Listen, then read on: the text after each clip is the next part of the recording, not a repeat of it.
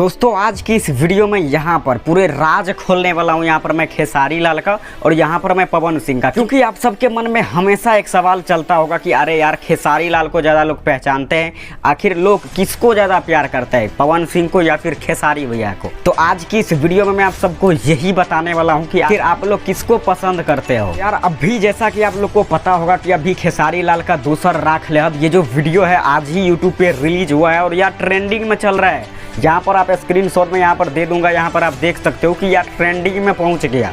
देखो खेसारी लाल जो है कहीं नहीं तो कहीं ट्रेंडिंग स्टार है और उसका वीडियो जो भी आता है ना वो ट्रेंडिंग में चलता है। मैं ऐसे हवाई में बात नहीं कर रहा हूँ, ट्रेलर हो चाहे कुछ भी हो, जब भी न्यू वीडियो आता है खेसारी भाई का तो ट्रेंडिंग में चलता है। और पवन भैया भी जब लाते हैं तो उसका भी चलता है, लेकिन जितना अभी गर्दा मचा रहा है ना नागिन वीडियो खेसारी भैया का, सच में यार उतना वीडियो अभी तक कोई भी वीडियो नहीं है जो कि पवन सिंह का गर्दा मचाया हो, वो भी 2023 में।